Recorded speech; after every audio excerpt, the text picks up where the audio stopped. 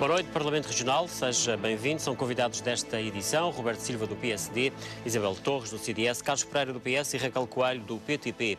A política regional está de novo ao rubro. Há moções de censura e de confiança a caminho da Assembleia Regional. É a reação dos partidos e também da maioria à eventualidade do Ministério Público vir a constituir arguidos todos os membros do Governo Regional no processo de alegada ocultação de dívida. Este é naturalmente o tema central para o debate desta noite.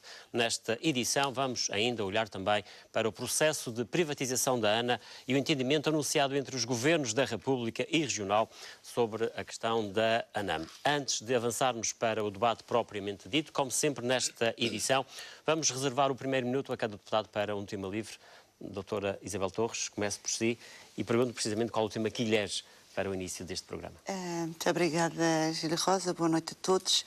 Eu gostaria de salientar um facto positivo e um facto negativo. O facto positivo que eu gostaria de evidenciar foi a conferência sobre turismo que o CDS-PPI realizou no último sábado e que foi realmente um momento de discussão sobre uma estratégia e qual a estratégia que deve ser adotada na Madeira para o turismo. Podemos contar com cerca de 70% das pessoas que lá estavam, não eram pessoas ligadas ao partido ou afiliadas ao partido.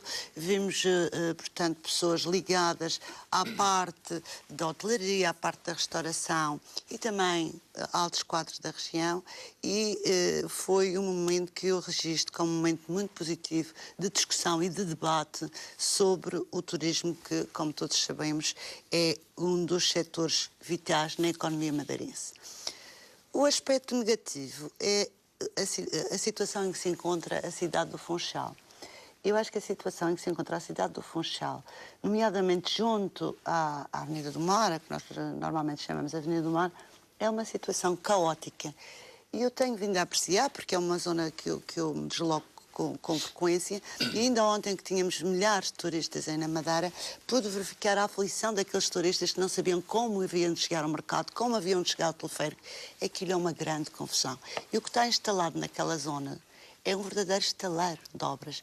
E eu acho que as obras têm que ser feitas, independentemente de concordar a sua utilidade ou não, isso não é neste fórum de debate, mas pelo menos tinham a obrigação de terem programado percursos alternativos devidamente sinalizados, não só para facilitar a vida aos madeirenses, mas também para facilitar quem nos visita e para ficarem com outra imagem. Muito obrigado, Dra. Isabel Torres. Fica então esse primeiro registro. Dra. Isabel Torres, o CDS reserva-se um pouco nesta matéria, ou seja, promete uma moção de censura, mas só depois de haver eventualmente um conhecimento público e oficial das decisões do Ministério Público, do CIAP, se acusará ou não todos os membros do Governo Regional. Correto. Nós tivemos conhecimento da intenção do Ministério Público ou do CIAP acusar todo o Governo Regional de um crime de prevaricação através de um canal público de televisão que foi a RTP1 com uma notícia de abertura. É óbvio que esta notícia caiu como uma bomba, tanto no Governo Regional como na sociedade madeirense.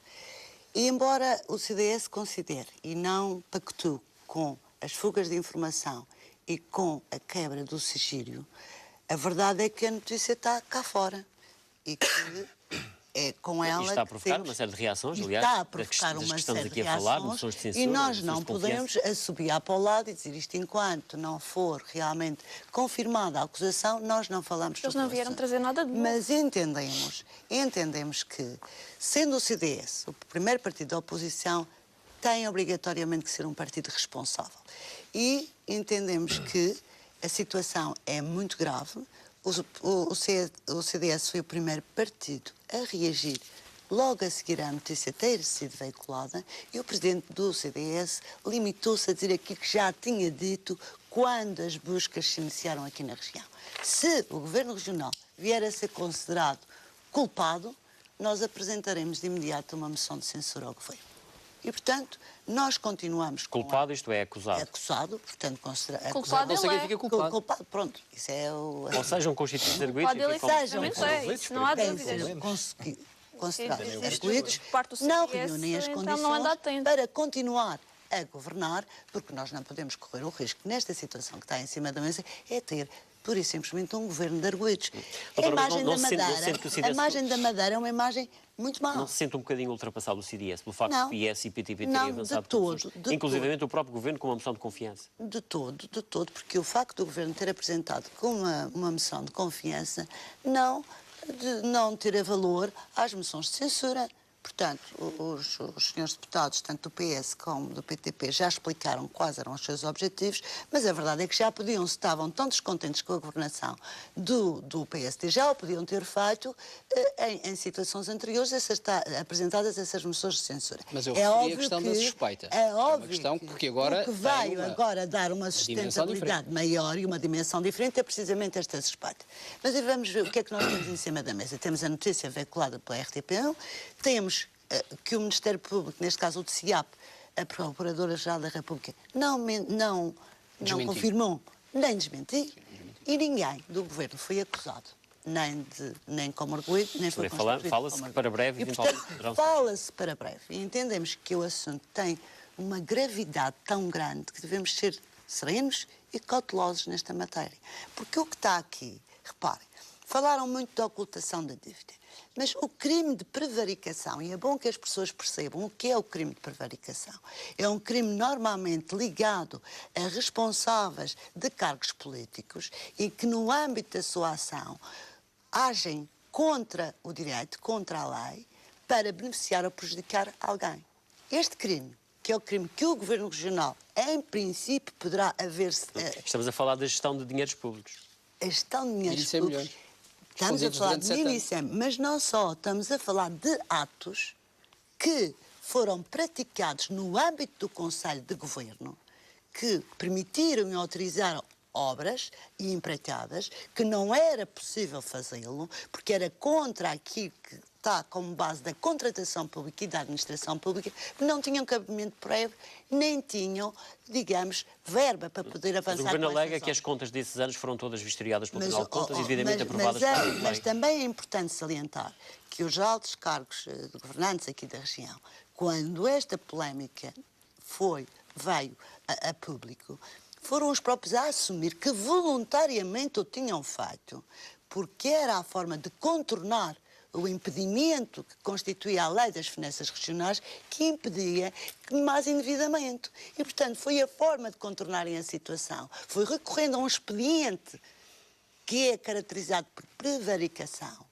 que levou a esta situação. Daí-se falar que é tudo o Governo. Porque a ocultação da dívida é óbvio que é uma realidade, mas a prevaricação é especificamente... Não é só do Governo, é também dos deputados que deviam ter a obrigação de fiscalizar o Governo e não o fizeram. Que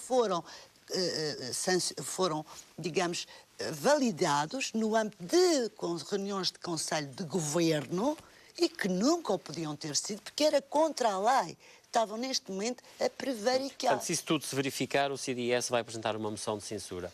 Claro, vai ser entretanto, neste momento, o que nós fizemos mais foi, atendendo a que o Sr. Representante da República é quem nomeia, segundo a Constituição, o Sr. Presidente do Governo Regional e depois o Sr. Presidente do Governo Regional escolhe os seus secretários e são depois nomeados pelo Representante da República e é a Assembleia Legislativa que concede posse ao Governo, entendemos que o Sr. Representante da República tem aqui qualquer coisa a dizer e, portanto, nós pedimos uma audiência ao Sr. Representante da República para discutir, do ponto de vista político, esta matéria. Porque é de muita gravidade. Eu sei que o PSD deve estar muito incomodado e que está muito refugiado na questão da fuga de informação e porque foi que se quebrou o sigilo de justiça. Isso é tudo verdade, mas isso tem de ser resolvido nas instâncias próprias. Ou seja, no âmbito da Procuradoria-Geral da República. O que nós temos em cima da mesa é um problema que é confirmar-se, é uma situação gravíssima para a Madeira, porque repara o que é nós sermos governados por um governo de arguidos. Isto é único e inédito em Portugal e na Europa. Doutora Isabel Torres, a questão que lhe estava a colocar era saber da noção de qual vai ser a posição do CDS relativamente às moções de censura que o PS e o PTP já fizeram chegar à Assembleia. Qual vai ser a votação do CDS? Vai também, ou que pretende também apresentar uma moção de censura? Não, nós vamos manter aquilo que dissemos sempre desde o início. Só vamos apresentar... E em relação a estas moções, qual vai ser o vosso sentido de voto? Vamos, com certeza, votar a favor de... Porque nós não concordamos, repare, nós não concordamos com... Vão votar a favor das moções de censura? Claro, porque nós não concordamos com a postura do Governo e não concordamos até aqui e esperemos que até lá, até que se discuta, se calhar haverá mais uma evolução neste caso, que por enquanto ainda não há pronúncia de qualquer crime. É só uma notícia veiculada. Mas, a ser verdade, estamos perante um crime com uma moldura penal de 2 a 8 anos. É uma moldura penal muito forte. E já agora, deixe-me dizer, relativamente à moção de confiança que o Governo se antecipou e que apresentou, e que, segundo o Sr. Deputado Roberto, já entrou na Assembleia, eu acho que isto revela várias coisas, mas, acima de tudo, uma fragilidade enorme. Revela medo, revela fraqueza e revela o querer testar o grupo parlamentar, que isso já foi aqui falado, e também o diluir responsabilidades na Assembleia. Porque o Sr. Presidente do Governo sabe perfeitamente qual vai ser o comportamento dos partidos da oposição. Mas é a Assembleia que suporta o Governo, é legítimo que também o Governo faça isso. Concluir o meu raciocínio. Mas é sabido da parte do Sr. Presidente do Governo que a oposição nunca vai, já sabe qual será a postura da oposição, não é verdade? Então o que é que o Sr. Presidente vai ali buscar? Vai ali, de certa forma, e o que não deixa de ser estranho é que o Sr. Presidente do Governo sempre considerou a Assembleia uma casa de loucos e vai agora àquele bocadinho daquele espaço que é a Casa da Democracia, mas que ele nunca considerou como um sítio onde vai procurar a legitimidade do seu governo. Isto é algo um pouco paradoxal. Por outro lado, só muito rapidamente. O Sr. Presidente vai também procurar diluir responsabilidades com os deputados, porque se os deputados legitimarem este governo, como já legitimaram todas as políticas que ele adotou até aqui, vão ser também corresponsáveis em todo este processo. Roberto Silva, enfim, O que eu gostava de dizer, e volto a insistir na gravidade da situação, embora aqui o Sr. Deputado Roberto tenha tentado um pouco branquear toda esta situação, que é incómoda, que é incómoda para o PSD, que é incómoda para os membros do Governo, não vamos dizer-lhe outra coisa, é justamente isso, e que sei que causa muita preocupação. Eu acho que se houvesse um pingo de dignidade e de vergonha, se caso isto viesse a ser confirmado, as pessoas deviam se demitir pura e simplesmente. Porque é isto que se pede de responsáveis políticos.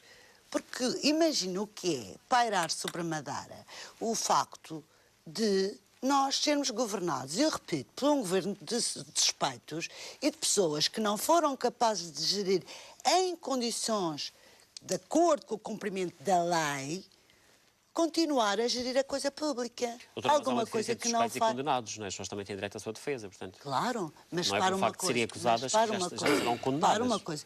Acha que é razoável que um governo inteiro seja considerado arguido? Ainda que não culpado. Significa que algo muito mal se passa. Alguma coisa está mal. E, portanto, ser ouvidas, mas um governo, ainda não foram claro, ouvidas, mas um não governo, sabe se confirma ou não. Sr. Deputado, acha razoável, gostava de ter o governo da Madeira com as para serem constituídos arguidos é que há matéria. É que há suspeita, que há matéria para tal.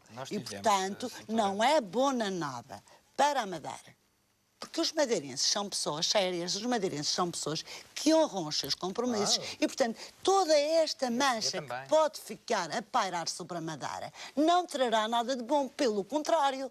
E eu acho que o Sr. Deputado poderá não querer concordar comigo aqui publicamente, mas pensa como eu, não é bom para a Madeira. E, portanto, eu acho que o que devia acontecer é que as pessoas, quando se realmente se confirmar e se o processo avançar, deveriam ter a dignidade de se demitir.